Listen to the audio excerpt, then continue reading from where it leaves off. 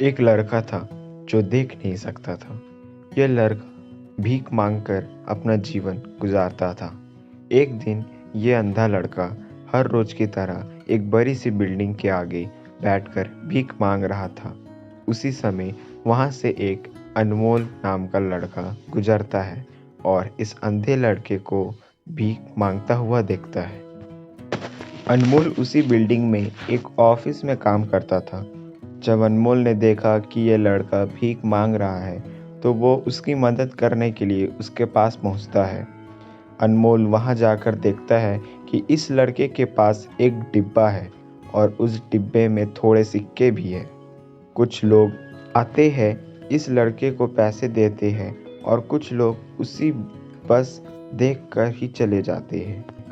अनमोल ने यह भी देखा कि इस लड़के के पीछे एक बोर्ड लगा हुआ था जिस पर लिखा था कि मैं एक अंधा लड़का हूँ, मेरी मदद कीजिए। ये सब देखकर अनमोल अब ये सोचने लगा कि इस दुनिया में भी बड़े कमाल के लोग हैं, जिसे मदद की ज़रूरत है उसे कोई नहीं करता। उस बोर्ड पर लिखा था उसे वो मिटा देता है और उसकी जगह पर और कुछ लिख देता है। अब अनमोल कुछ पैसे उस डिब्बे में रखता है और ऑफिस की ओर बढ़ता है। फिर अनमोल ऑफिस पहुंचता है और हर रोज की तरह शाम को अपना काम करता है। शाम को जब वो ऑफिस से अपने घर जाने के लिए निकलता है तभी उसे वो अंधा लड़का याद आता है। वो यह सोचता है कि एक बार घर जाने से पहले उस लड़के को देख लूं। मेरे लिखने की वजह से उसके जीवन में कोई बदलाव आया है कि नहीं। वो अब उस अंधे लड़के के पास जाता है। उसके पहुंचते ही वो लड़का खड़ा हो जाता है। वो कहता है कि भैया, मैंने आपको अपनी आने की आहट से ही पहचान लिया। आप वही है जो सुबह आए थे और मेरे इस बोर्ड पर कुछ लिख कर गए थे। मैं आपको सिर्फ इतना पूछना चाहता हूँ कि आपने ऐसा क्या लिखा था मेरे बोर्ड पर कि जो भी यहाँ से गुजरता है वो मुझे कुछ ना कुछ देकर जाता है। अनमोल ने कहा कि मैंने तुम्हारे बोर्ड पर लिखा हुआ था उसे मिटा दिया।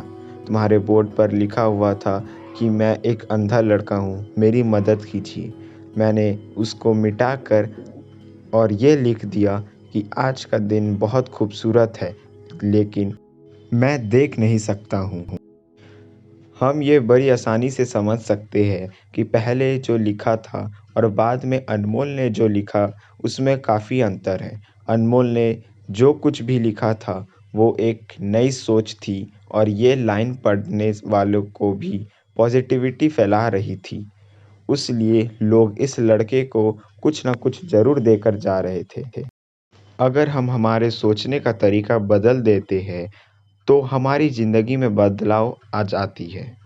अगर आपको हमारी स्टोरी अच्छी लगी हो तो अपने दोस्तों के साथ शेयर कीजिए और कमेंट में ज़रूर बताएं कि कैसी लगी हमारी स्टोरी।